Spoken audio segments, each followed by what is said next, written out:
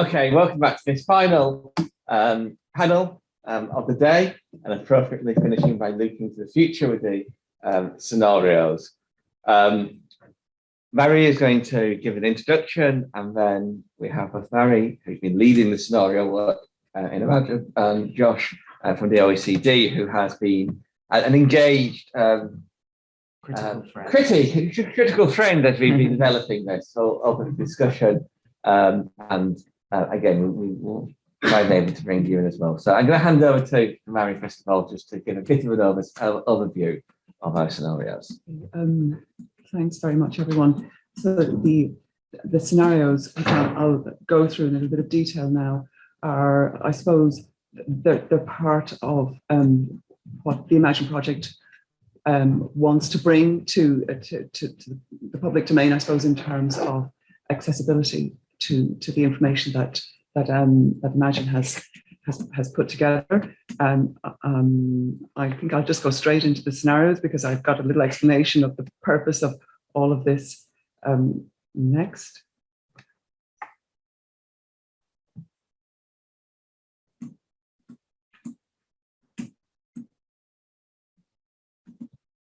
Okay, sorry, just looking for our next.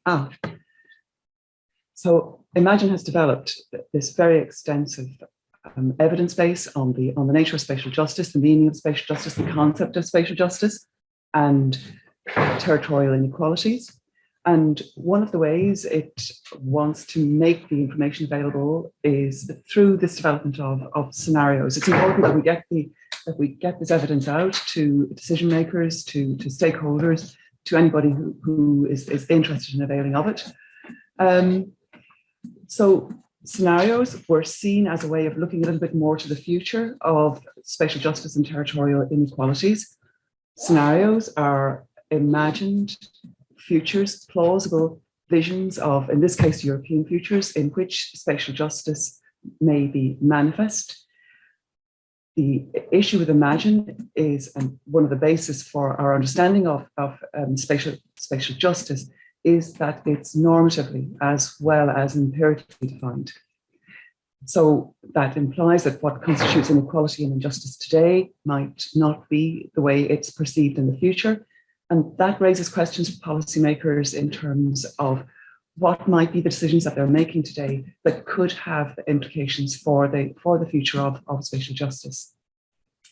So scenarios help us to challenge and to reframe our assumptions about what the future might hold. It's a means to generate new ideas to deal with change and to perhaps also think about how things like policy and strategy might have to adapt to those different kinds of circumstances. So before I move on here, I should say that the scenarios are the product of a collective conversation with a number of people. I want to particularly mention Dr. Matt Finch, who was central to developing the scenarios. Through him, a series of expert international respondents who gave us valuable feedback on the scenarios, and that includes Josh, who's here with us today, Saskia van Uffelen, who was to be on the panel, and Leonard Reinhardt from the European Investment Bank. A number of other people who allowed us to present the scenarios at expert foresight events. That includes Eamon Noonan of the European Parliament, and again, Josh here, who allowed us to present in front of the OECD Foresight Group. A number of other people who gave their written responses to the scenarios, and finally then a number of people who took part in a series of workshops that we held to also develop the scenarios. So the scenarios are a product of quite a degree of consultation and feedback, so that we felt that what we had was relevant and spoke to these issues of spatial justice and territorial inequalities. So then moving on to the development of the scenario axes. The way these were devised was we reflected on the main issues facing Europe, main drivers of change, the main actors implicated in Europe's futures. From that, we came up with two axes. One of these emphasized solidarity. In other words, the question is, is European society focused more on developing solidarity, or is it veering more towards ideas of autonomy? Does Europe make policy as a cohesive bloc, or as a series of more fragmented autonomous regions? Is the goal of European society economic prosperity as measured by things like GDP, or is it more focused on issues relating to well-being, which invoke other kinds of values? So that led us to 4 scenarios. The first one, Silver Citadel, which is where solidarity and ideas of solidarity meet economic prosperity. Green Guardian, where ideas around solidarity meet notions of well-being, well-being as defined by other kinds of values. Silicon Scaffold, where autonomy, ideas of autonomy meet economic prosperity, and Patchwork Rainbow, where ideas of autonomy meet notions of well-being. So just going through each of them very, very quickly to give a flavor of what each of them covers. Under Silver Citadel, which is where high solidarity meets the idea of economic prosperity as more driven by ideas of GDP. By 2048, 2050, which is where our scenarios are set, the EU has achieved prosperity and economic equity. The Union has consolidated its decision-making power over its member states. And this is as a result of the way the EU has dealt with the concerns and the needs of lagging regions as a result of the COVID pandemic. So the public is reassured by the way Europe deals with these issues, and it promotes a sense of faith in a pan-European solidarity and also in the idea of the European social model. The EU is also reflective of a unified tax and welfare system. There's been a reduction in material inequalities, and this has been through levelling out GDP between the regions, achieved by the work of policymakers, but also supported by the use of artificial intelligence. Under Silver Citadel, spatial justice means an equitable distribution of wealth between the regions. Spatial injustice occurs where individuals find themselves excluded from that centralized decision-making. Now, that exclusion has become linked to the operation of the EU in terms of trying to arrange collective agreements agreed with civil society, with business, with trade unions, in order to achieve things, for example, like a just transition towards a sustainable 21st century economy, or agreement on how the European social model would function. But what it has also led to is a level of social conformity. For example, citizens having to accept restrictions on immigration. It's also led to an EU that is becoming stagnant socially and culturally.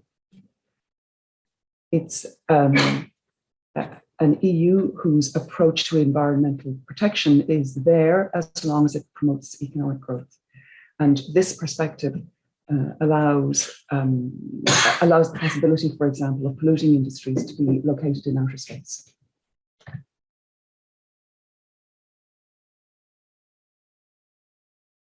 This has led to conflict on that frontier.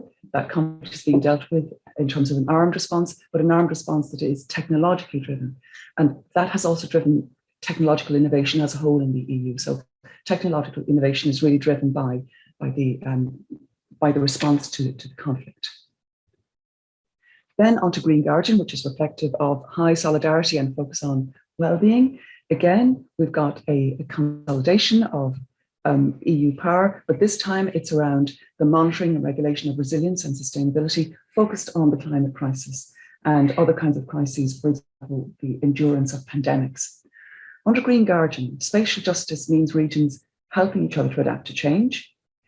We still have territorial inequalities, but the poles of urban and rural now flipped, where people are trying to flee crowded urban areas, where pandemics are still rife, where people are trying to flee the coastline, where sea level rise is threatening livelihoods, and where there are enduring climate climate challenges. So marginalized areas, rural areas are suddenly flourishing in this context.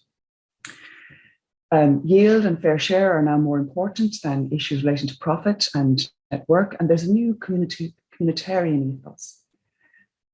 Solidarity is reflected in behavioral change to prevent climate change and also to stem things like the spread of disease. EU structural funds is now distributed via measures of social, environmental, or well-being indicators rather than those that rely on GDP. The Common Agricultural Policy has become replaced with the Common Food and Health Policy, and China has become a preeminent global force because of the way it dealt with the climate crisis, showing leadership in the climate crisis. Then we move on to silicon scaffold, which is where high autonomy meets with economic prosperity. In this scenario, we see the rise of transnational corporations, city-states, corporate affiliated regions like Tesla Brandenburg or Amazon Oslo, who develop their own level of authority. Under silicon scaffold, economic and social life move very much into the digital domain.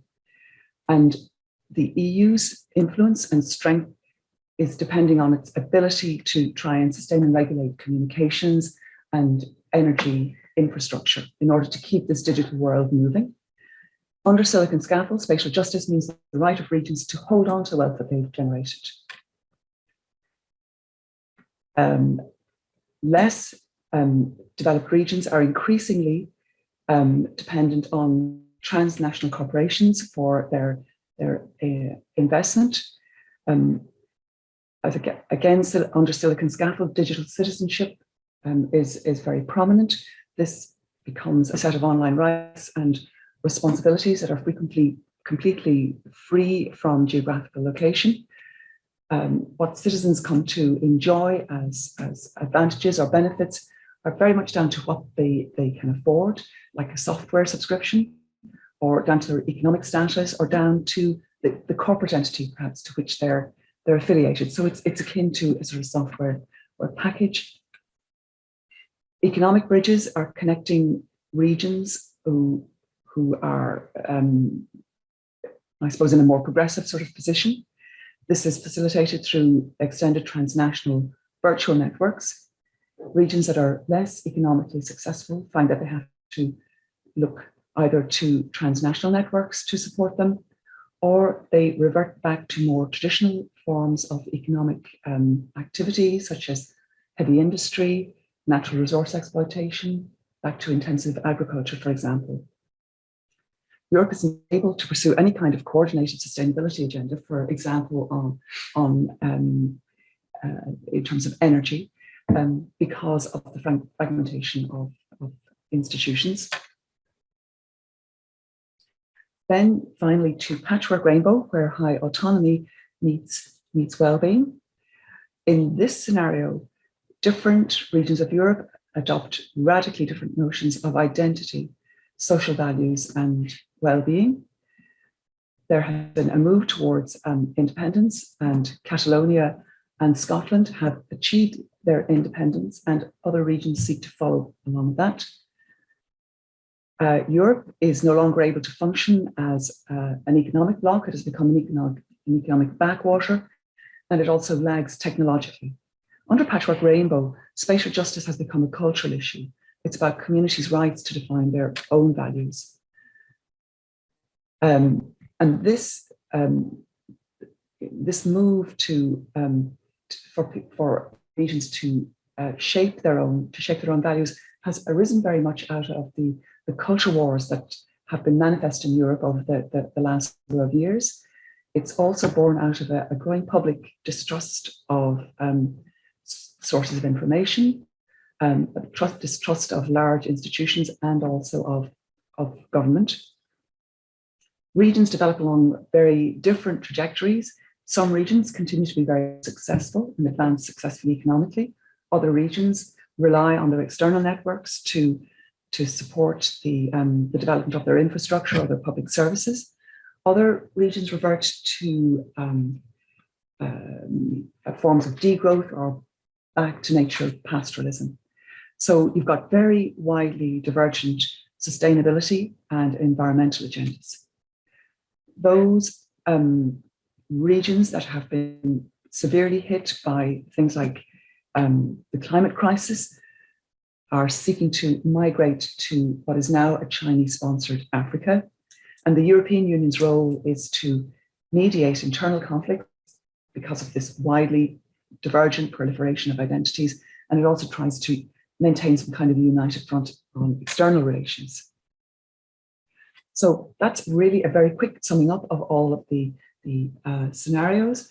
They are intended to provoke discussion. They're intended to create a kind of a safe space or a soft space where policymakers can think about what might be coming down the tracks in the future, where they reflect on alternative approaches to policy or to strategy. Some of the questions they might invoke are, how would these kinds of futures impact on your organization, your department, the way you work?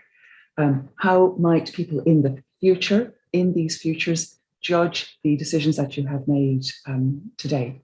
So we're going to raise a number of other questions that reflect on what the scenarios are potentially portraying. So at this point, I'm going to hand back over to Mike. Thank you, Mary, for that. Can I just pick up with a question to start with? Because I mean, listening to that, there's elements of these scenarios which may seem a little fantastical at times, and it's partly around the methodology of this, of how we are looking at potentially more pushing the boundaries of this, aren't we? And I suppose that's it in terms of thinking about, well, what would you say in response to that in terms of thinking about, are these, how are these potentially these scenarios grounded in what we are now? Well, we can already see some of the trends emerging in some of these scenarios. The focus on our increasing attention to conflict on our eastern borders, certain issues in relation to digital technology and the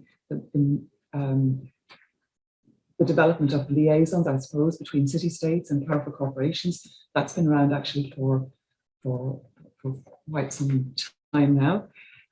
Issues in Green Guardian, I suppose, in relation to whether fragmentation or cohesion is what's necessary to drive an environmental agenda forward, and the importance of reflecting on solidarity in that regard in relation to notions of autonomy under silicon scaffold. Is there a sense whereby the growth of autonomous regions can really only most comfortably sit in that kind of a scenario? Because we're seeing already at the moment the EU, in terms of some of its emergency response strategies, has I suppose relied on a sense of solidarity to roll these things out very quickly among the member states. If we move to a situation where we have more autonomy among various individual regions, does that create dilemmas for the EU in terms of certain kinds of strategic responses that it might want to come up with?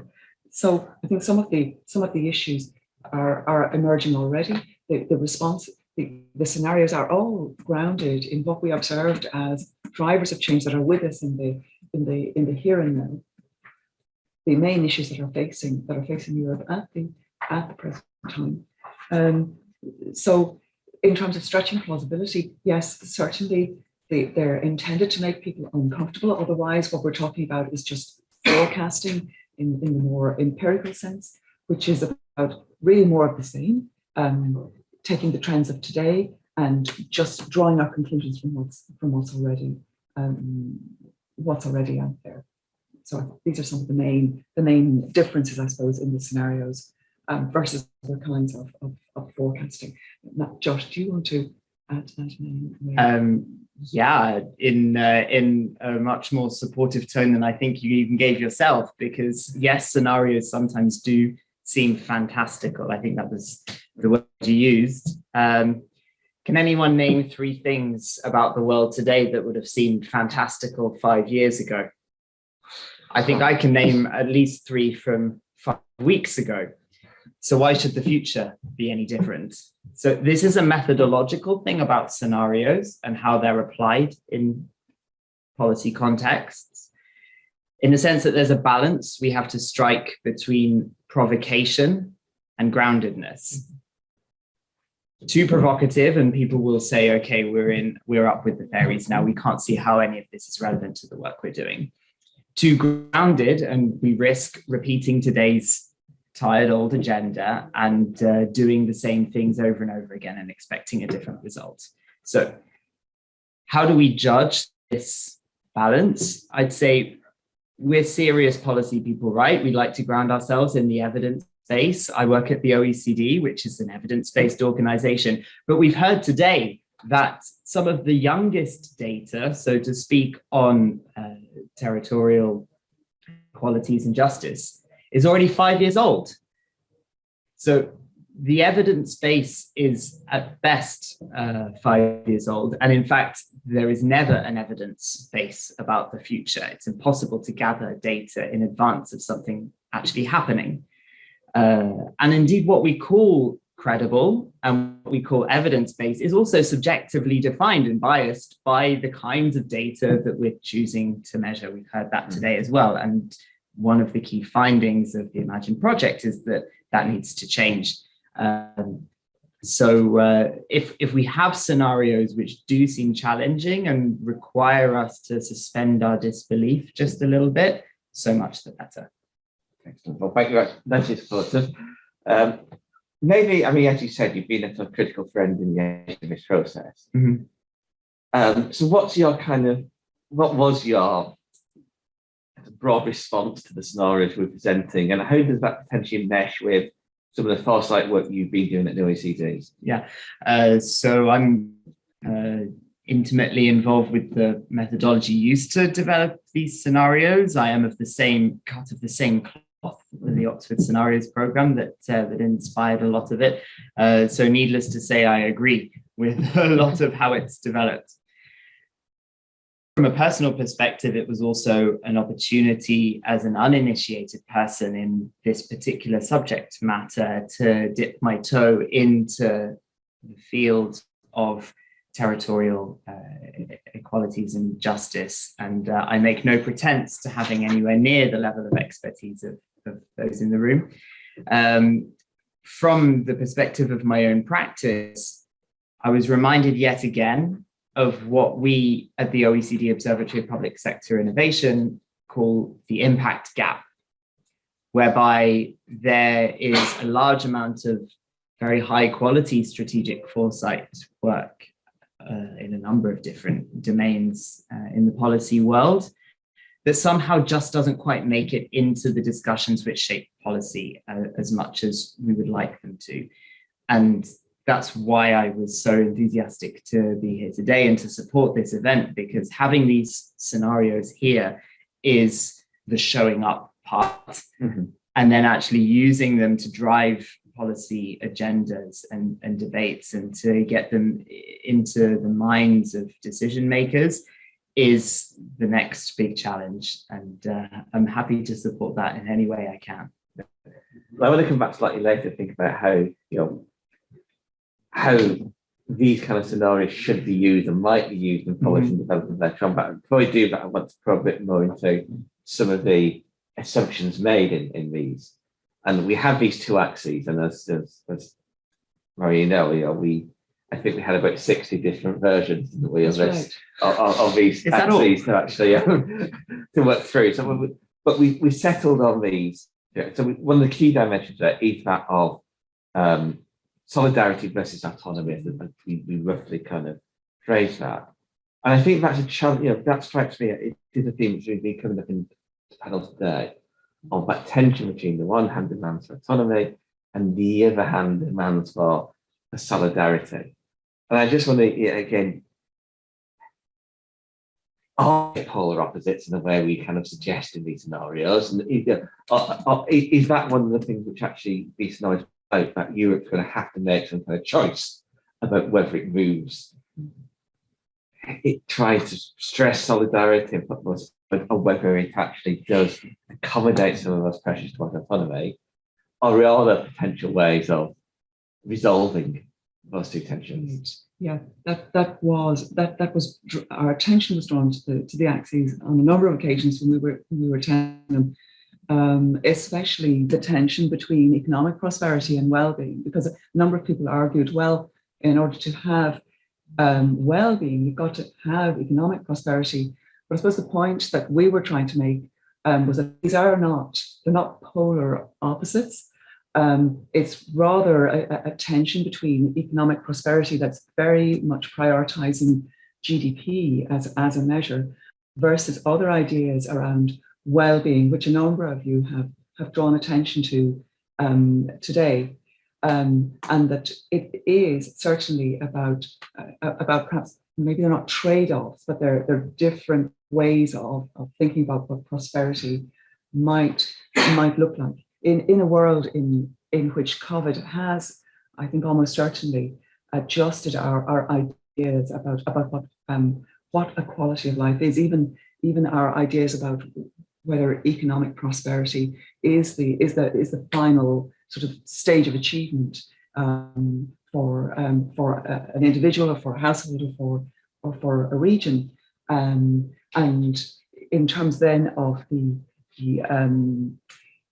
trade-off between that solidarity and autonomy, it was Matt, and I hope Matt, you're on the line, who drew attention to the fact that we've had to make some big trade-offs already. Policymakers have had to make some big trade-offs in relation to COVID. Do you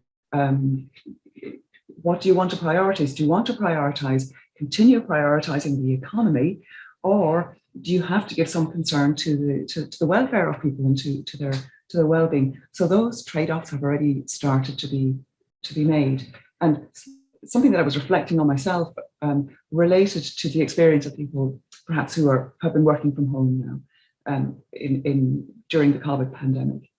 These were people who previously may have been told, no, there's absolutely no way we can countenance you working at home. There are all these obstacles to it, but suddenly these obstacles were overcome. And this is for people who have been able to work from home. That's not the case for everybody. But after 2 years of not commuting, having more time with family and so on, which are, of course, all just indicators of other underlying issues relating to good infrastructure development, good childcare, good transport. Are those people really going to trade back up to all of that again, or go back to all of that just on the offer of an increase in wages? I'm not really sure that they will want to do that. On the other hand, we see the other side of the equation where economic prosperity is still quite important, the emptying out of cities that has happened in the case of people transferring to home for work has also meant loss of jobs for many people. And when we link it to solidarity, our individual decisions to work from home and not commute anymore, not to go and buy our coffee, not to go and buy our lunch, doesn't reflect the underlying problem of an awful lot of people now losing their jobs. So I think what the scenarios are doing and what the axes are doing are reflecting all of these tensions and possibly contradictions between issues that on the one level want to reflect solidarity, where decision-making, where policy-making wants to reflect a level of solidarity, but where tensions between economic prosperity meet, in particular, under Silver Citadel, for example, and Green Guardian, but then where we're trying to exert some level of autonomy, where we perceive inequalities or injustice, or the fact that we haven't been listened to as a region or as a set of individuals. Yeah, thank you. And I think I find looking through these that when you started getting into this, the more you could see things happening, which we got, show that some of these trade-offs are happening, and some of the adjustments are happening, and I think that sense of that, that shift potentially away from an emphasis solely on economic growth is clearly debate about degrowth. It's clearly moves towards a sense of well-being in different ways, and we have locally in Wales that's a big shift that's happening, but we also see that happening elsewhere in Europe. I think it's interesting to see things like the Just Transitions Fund coming in, which is very much actually what the Green Guardian scenario is talking about. It's precisely that kind of sense of the idea of justice, spatial justice, and how these transitions are happening. And again, with the autonomy solidarity dynamic, one of the things I think became evident to me thinking through that is there are different drivers of that dynamic and how you think about it. So on the one hand, part of it, what we captured in this the scaffold scenario, there's a logic of some of the arguments we're using things like Brexit there in terms of wanting to, we can grow with free from these shackles and more autonomy, whether or not that's a valid position or not, at least that rhetoric is there. But yet at the same time, the interesting one was the Patrick Rainbow, where we actually imagined autonomy being formed of a culture and values, which is something which doesn't often get highlighted in some of these discussions. But you might start thinking about that, and you might keep coming across examples of where those pressures are existing and holding on to where it's challenges around so-called traditional values in places, or certain places once in record. And it's come up in COVID again, and I approached the logics of lockdowns and freedom. So it struck me as an awful lot of these ideas that are already in terms of tension, and maybe scenarios help to bring them further. That certainly struck me in Patchwork Rainbow when thinking about the tensions between solidarity on the one side as a goal of the EU, and the claims of autonomy movements on the other. That many of the regions who are seeking autonomy, and I think Anne, you might have drawn attention to that, and some of the other presenters, that these regions are actually very well off. They're well off regions, and they feel that they've been that they're unjustly burdened in terms of the redistribution of wealth. But how does that square then with this continued search for solidarity, this broader aim of solidarity that the EU wants to try and preserve and promote, that under Patchwork Rainbow, the notion of solidarity has pretty much dissolved unless individual regions can form their own alliances. But how that's mediated and directed is that's really anybody's guess under that scenario. Mary mentioned COVID in that response and how that's beginning to shape, I think. Josh, I'm wondering if you say, in coming from your perspective and what you're doing, do you think COVID will have a lasting impact on how we approach some of the big questions facing society? Has it even had a lasting impact in this pack of questions in the last few weeks? All right, what's on the news cycle now? Oh, exactly. So, is it the thing that people are discussing as the future? I think the question gets at a fundamental point, which is what are people's priorities more general, and how might they evolve, and what's causing them to evolve? And again, this is another thing where there's no evidence about the future, so we can only speculate about what is going to prompt people's attitudes to evolve. Things like mutual solidarity between and within regions. How are the attitudes of people in the city vis-a-vis those in the countryside, and vice versa? Economic growth versus well-being, which is seen as ex ante, and which is ex post, and countless others. So yeah, I think that the value of the scenarios is to bring focus on these particular areas, and strategic foresight dialogue more generally is to is to encourage us to raise our antenna to the different factors shaping people's attitudes. Yes, we are 2 years into probably the most impactful pandemic of at least my lifetime, many of our lifetimes. We're also a few weeks into another crisis, and I can guarantee you there will be more crises. And we will also be asking ourselves in those crises, how will they shape people's attitudes? So let's ask the fundamental question as well. And let's also ask ourselves in advance, what's already shaping up around us? What are we not discussing today in terms of what's shaping people's attitudes? What's not yet on our radar? Yeah, which is always the unknown unknowns, which we can't get towards. I'm going to depart slightly from the thought of the previous panels and actually pause at this point to open up for questions or responses to the scenarios and what you've heard from people in the room or online. So Anna. The 4 scenarios that you have created, they are built over 2 axes. Fine, I kind of get it. But then when you describe them, you also, for example, get into technology, into some other dimensions that for simplicity, you just don't represent in the 4 scenarios.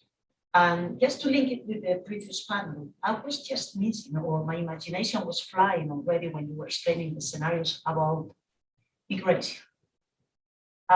Because we are going backwards in some sense, and maybe we are losing internal freedom of movement under some of those scenarios.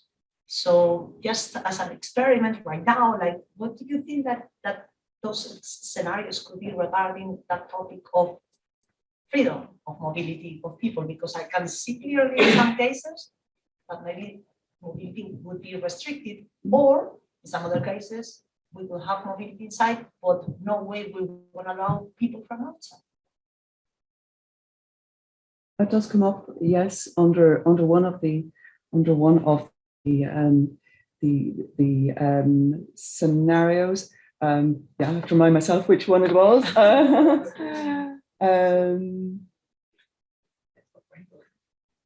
That is one. That's one of them. But also Silver Citadel, which is the focus on autonomy and high economic prosperity. So I think that's, yes, there's restrictions. That's one of the dimensions of it. The restriction on immigration. It's an EU that's very isolationist and very protectionist. So it's considered. Yes, it's considered. It is considered in that particular scenario. But it's coupled then with a stagnating Europe. We're stagnating culturally and socially because we have no outside influence anymore. So that there are those downsides to it, and it also draws attention to the other points that you were talking about, Anna, in terms of an aging population, because we also speculate that at a certain point in the future, both Europe and countries like China, their aging populations will be, emerging around the same time. So there'll be suddenly competition for care workers, for example. So yeah, these are things that we considered, and the technology emerges under Silver Citadel as well.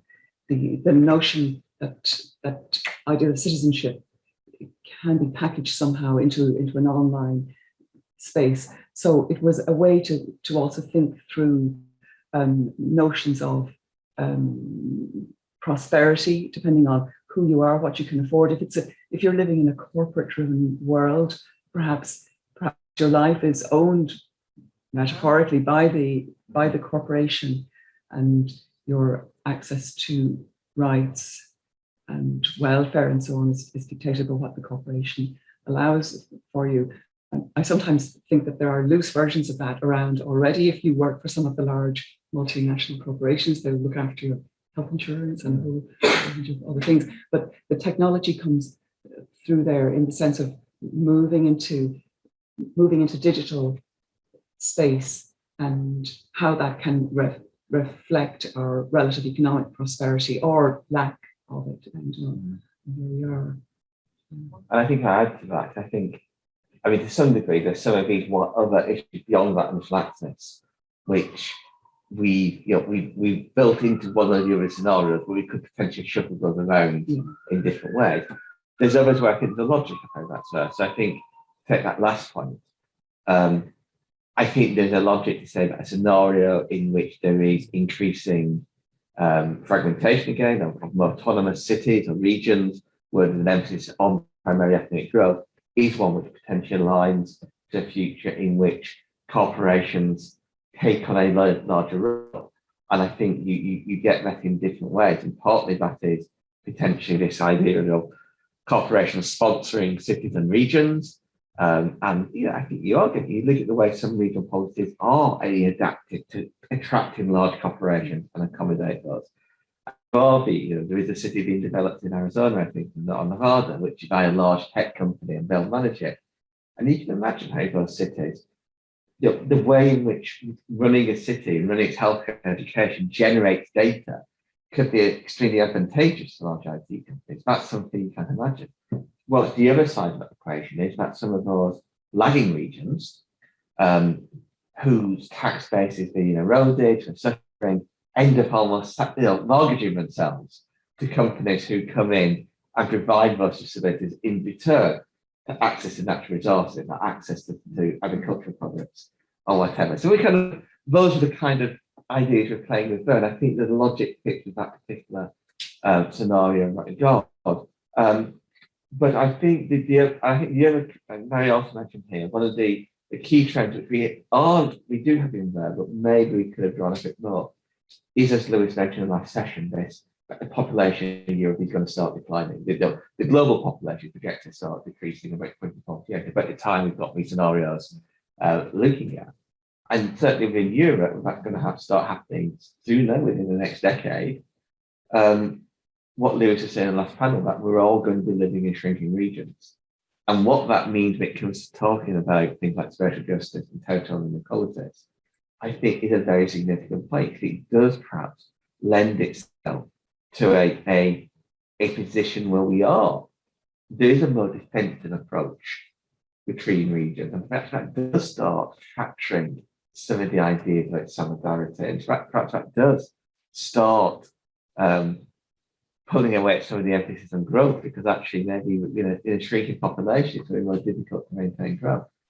There's lots of these things which are happening here, which I think, not necessarily going to happen exactly as just development here, but I think are presenting key challenges to think about. Any other questions or comments or responses to those? I would just come in and go back to the top of what you raised as your point, Anna, which is what's missing in the scenarios. This is another methodological thing, because sometimes it can be very useful to leave things out of scenarios because they provoke exactly the reaction that you had, which is that you started exploring the scenarios for yourself. And I almost wanted to say, keep going, because that's the scenarios doing their work. It's a bit like comparing, say, a recipe where you already know all of the ingredients and the quantities and how you're going to mix them together and everything sort of handed to you, versus one of those boxes where you just get the ingredients and it's down to you to make the dish that you think is the most useful for you at that particular time. And it's, again, a judgment that we make when we develop scenarios, how much we want to leave to the imagination of the decision maker, knowing that they are going to be the ones making a decision, informed, we hope, by the scenarios that they've discussed. And maybe that leads this into a question, but to you particularly, Josh, to start with, which is, okay, how should future policy making be using scenarios like this? It's one thing to put them up and say, these are nice, so interesting thought experiments. Yeah. But how do you actually build that into policy making? How should it be built into policy making? So I'm going to answer this in two parts, if that's okay. One part is going to be a broad sort of step-by-step, almost painting by numbers, using scenarios in strategic policy decision-making. And the other half is going to be a plug for the work that I do at the OECD. So the first part is to say there are some basic questions in any policy, in any scenario-based policy discussion, which will be things like what has to stay the same or continue evolving in the way we expect in the world around us in order for our policy objectives to be reachable and for the actions that we're taking today to continue serving those objectives. And what happens if that turns out not to be the case? Scenarios are a great way of saying, well, hold on a minute.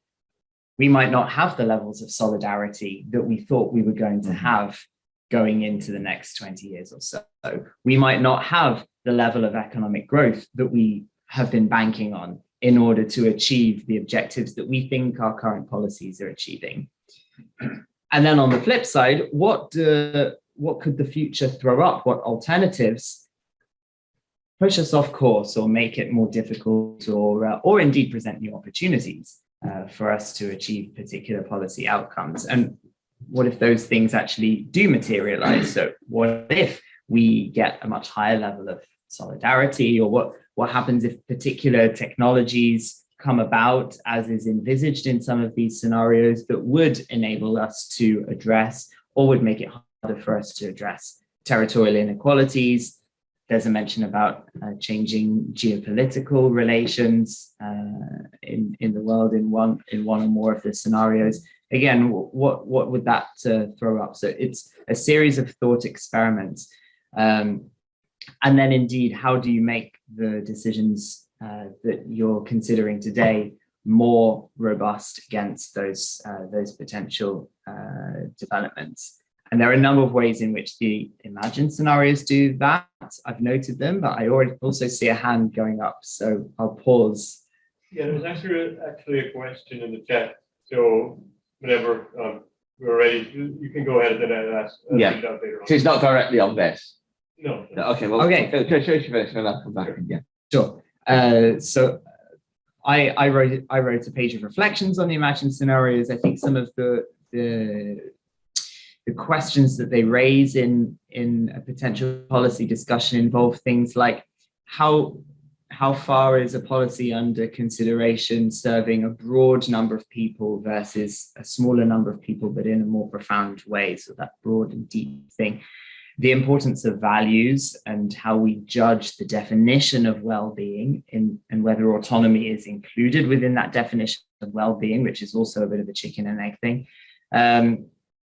The ability to recognize and adapt to changing circumstances, which could invalidate our previous assumptions of effectiveness of the actions that we're taking, whether we're constantly aware of those.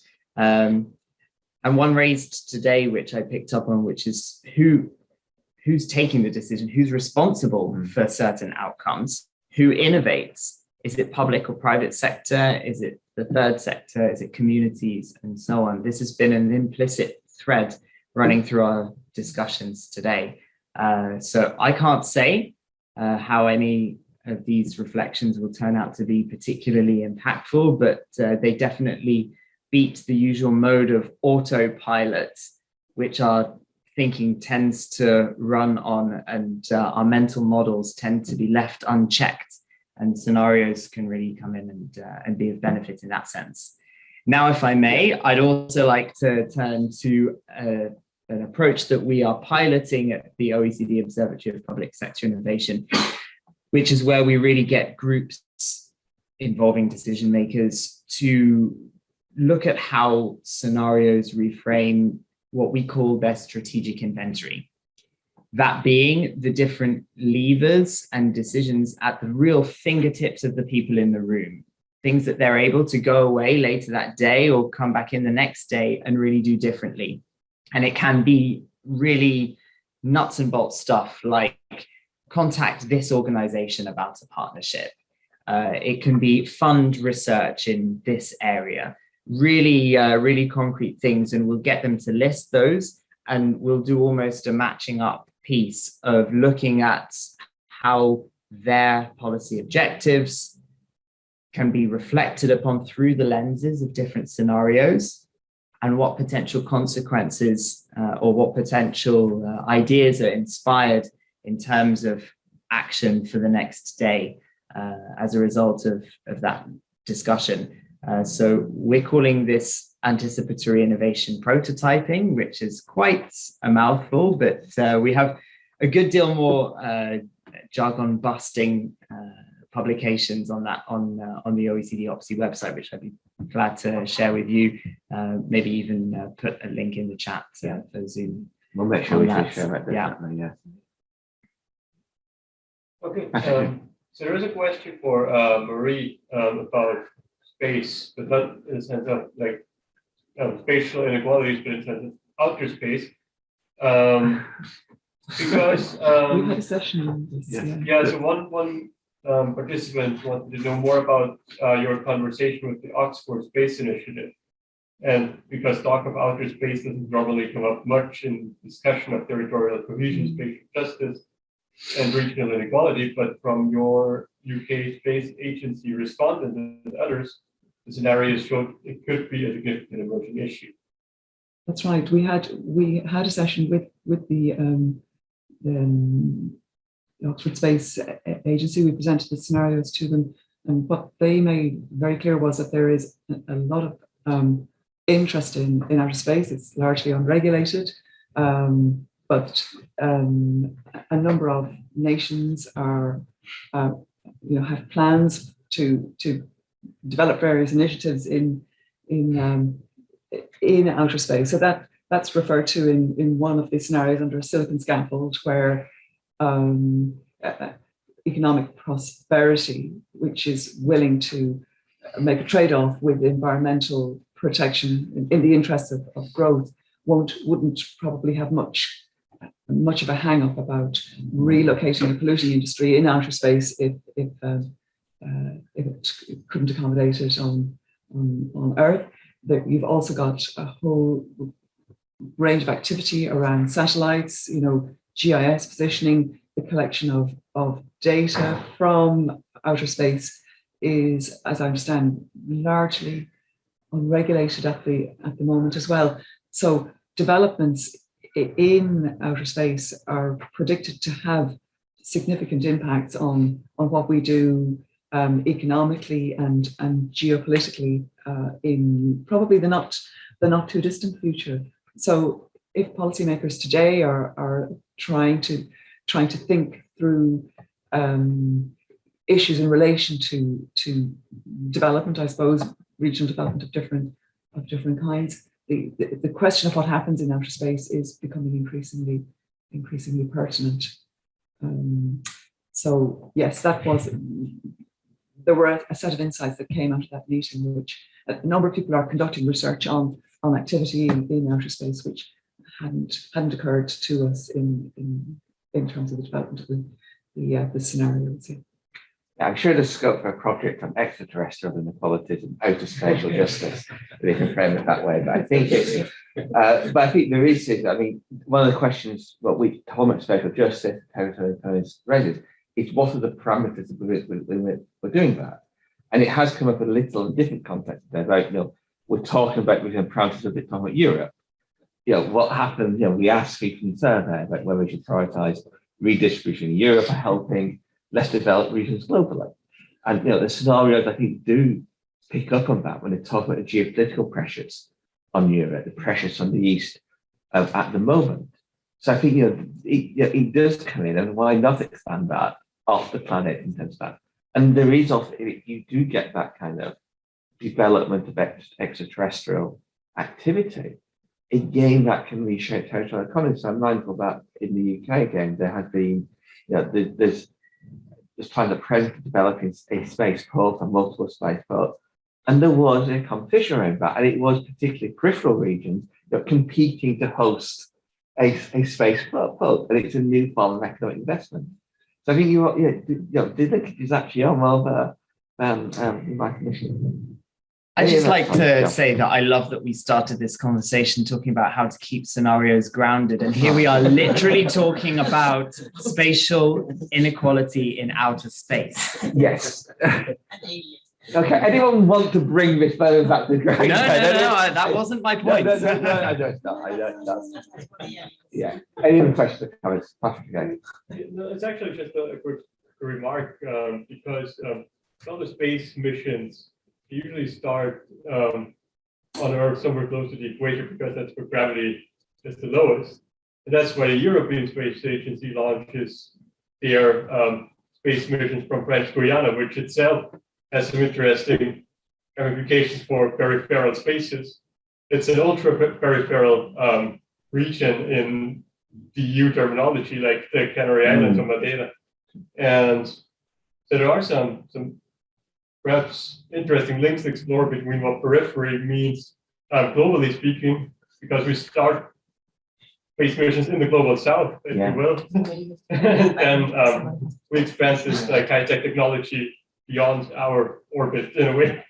Yeah, and we have also conveniently ignored the French outermost department in terms of, thinking about territorial inequality in Europe, but strictly speaking, they are considered as part of that. Mm-hmm. There's also discussion about dumping in outer space, like dumping debris in outer space. If we run out of space on Earth. So yeah, these are concerns that people are thinking about now. Can you spatially plan for outer space? Any other questions? Yes, Charlie. So I found the scenarios very interesting, and I guess what you're suggesting is that there's sort of a choice that we can make between them. And I was wondering if you had tested them on citizens and what the reactions tend to be to them. If people have a preference for one of them.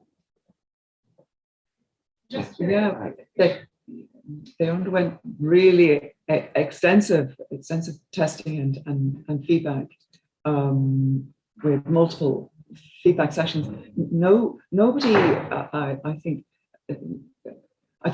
perhaps Patchwork Rainbow was the least palatable for everybody. Silver Citadel possibly most reflected the situation we're already in.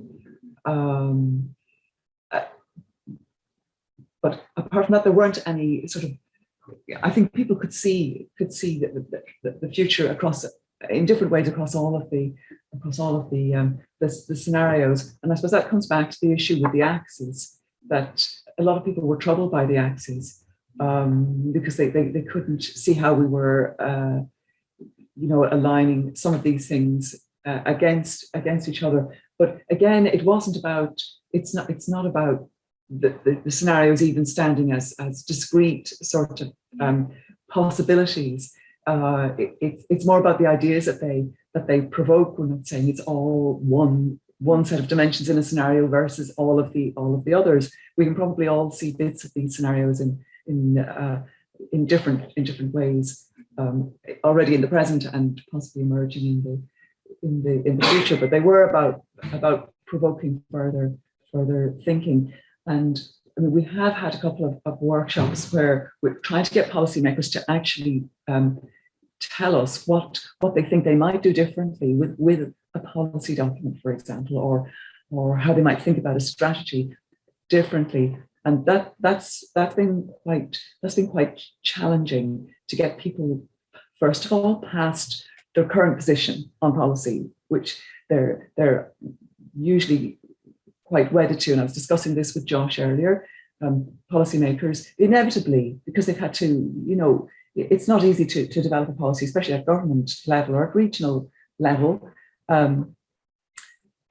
People become a little bit defensive about the policy they've already put in place, and want to tell you about how it's working and how they're addressing spatial injustice already or territorial inequalities. But at the end of any of the sessions that we've had, everybody has agreed that the conversation has made them think in a more fluid way about where some of the, what other possibilities there might be.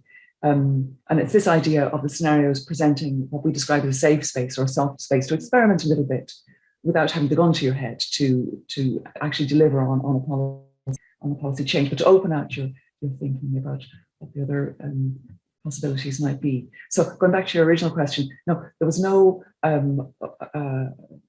sort of extreme reaction really to any of the scenarios, more slight reaction to the axes, and then a sort of a period of reflection on what some of these ideas might mean and might bring to the table, because we're trying to get people to think about spatial justice, to embed it in their thinking. And for many people, especially some of the workshops that we held, the term spatial justice meant nothing to most people in the workshops. But after we discussed it with them and explained what it was, and talked through the scenarios, it became very evident where we were going with these ideas. And the scenarios are then as a way to frame spatial justice a little bit and get people then to start thinking about it. And I think I just had to, by way of a concluding comment, I think one of the really things struck me through a scenario exercise and reflecting then back and Imagine as a whole is, I think to some extent, when we started thinking about Imagine the brief we had and bringing spatial justice into things like territorial inequalities, there's a kind of driving question which was, how should policy help to achieve more spatial justice? And I think what the scenarios really brought to light is that's the wrong question. Because there isn't just one way of thinking of spatial justice. And what the scenarios bring to light is that the key question we've got to face is what type of spatial justice and what priorities of spatial justice we want. And that is playing off the sense of access to power and autonomy and where decision making does against a kind of egalitarian distribution of wealth, because those two things actually are intentionally ridiculous scenarios. And that's one of the recommendations we come out of Imagine with, and that's one of the key conclusions. And it's a recommendation that we need to have that debate. And it's a bit more challenging recommendation because it's not something we easily get to DG Radio or someone say, this is what you've got to do. It's something which actually is more of a collective recommendation, not just to the national and national governments, but actually more broadly to civil society, to European Parliament, to others engaged, actually, that we need to think about what these things are intention. And in order to develop those long-term plans, we do need to think about what is it, what should spatial justice in Europe look like? And there will be different views. And we've got to have a discussion about that and try to negotiate a position which seems to be accepted across the board and doesn't fuel more polarization, which is what we've been seeing in recent years. So I think that's one of the real values which to me comes out of this. I'm going to wrap up because I know that people have got flights and trains and things to catch. So let me just say thank you to everyone for contributing. Thank you to those listening online. I am aware. I think we've had a couple of glitches at times with some of the screen sharing. So we will be sharing all the presentations and recordings of the day on our website soon, and we will be sending out emails to everyone who's registered today with those links when they're ready. And also about some of the follow-up activities we've still got, which we mentioned earlier on, our final conference in Warsaw in May, the European Network of Spatial Justice we want to launch in terms of continuing these kinds of conversations and sharing the practice and sharing research around these issues, and also looking for the online atlas of territorial inequalities as an interactive online exhibition, which we will be launching again in the conference in May. So watch out for more information on that. And otherwise, it just remains for me to thank all the panelists today. I think we've had some excellent discussions.